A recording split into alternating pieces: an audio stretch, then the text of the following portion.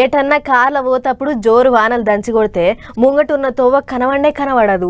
Car wiper blade ఎంత రువడుగా తిప్పినా కూడా అద్దం మస్కుండి ముంగటికి పోలేక బండ్లు అక్కడనే పక్కకు ఆపుకుంటారు. అగో వాన లెక్కనే మంచు కూడా అదే నమూనాలో ఆగం చేస్తుంది అన్నట్లు మంచు అంటే యాదకొచ్చింది.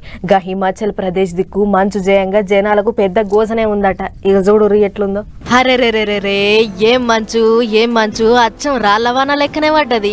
పడుతున్న బర్పు గడ్డలు జయంగా బండ్లకు సొట్టలు పడ్డంత పని అయ్యింది.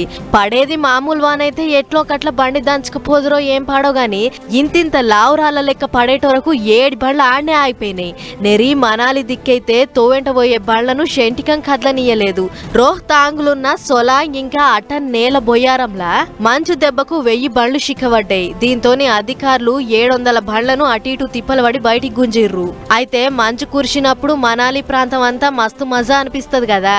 ఆ అందాలను చూస్తానికి జనాలు శితం చేరొచ్చిర్రట.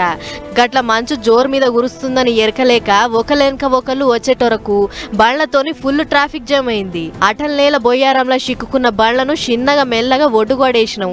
బండ్లు కూడా జర్రంత నిమ్మలంగా తోలిర్రు. వాతావరణం అంతా ఎట్లెట్లనో ఉందని చెప్పిర్రట అధికారులు. అటు రాజధాని షిమ్లాల కూడా మంచు బర్పు గడ్డలోలే కురవబట్టింది. మనిషి కాన్ రాకుండా పడుతుంది. అసలే క్రిస్మస్ కొత్త సంవత్సరం వస్తున్నాయి కాబట్టి జనం రాకట ఎట్లకైనా ఎక్కువే ఉంటదని మొదలు ఆడాడ రోడ్లు బంద్ చేసిర్రు అధికారులు. చలికాలం మోక మీద ఉందని శితం జనం వస్తుర్రు. వస్తే వచ్చిర్రు గాని ఈడ వాతావరణం ఎట్లుందో చూసుకొని రండ్రి అని అధికారులు ఒక తీరుగా చెప్పుకొస్తుర్రు. ఇట్లా ఓ చెట్లు లేవు పుట్టలు లేవు. ఏది కనబడితే దాన్ని బర్పు గడ్డలు పురాగా కప్పేసుకుంది. జరా బళ్ళు చూసి నడుపుర్రి. తొవ్వ మొత్తమే కాన్ రాకుండా 4 ఇండికేటర్లు వేసుకొని నిమ్మలంగా వర్రి. అట్లా చేస్తే టక్కర్లు చాలా మటుకు తగ్గించుకోవచ్చు అన్నట్లు చెప్తుర్రు అధికారులు.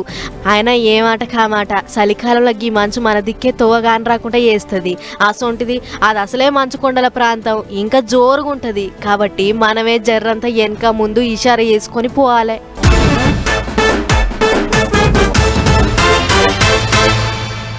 సినిమాకు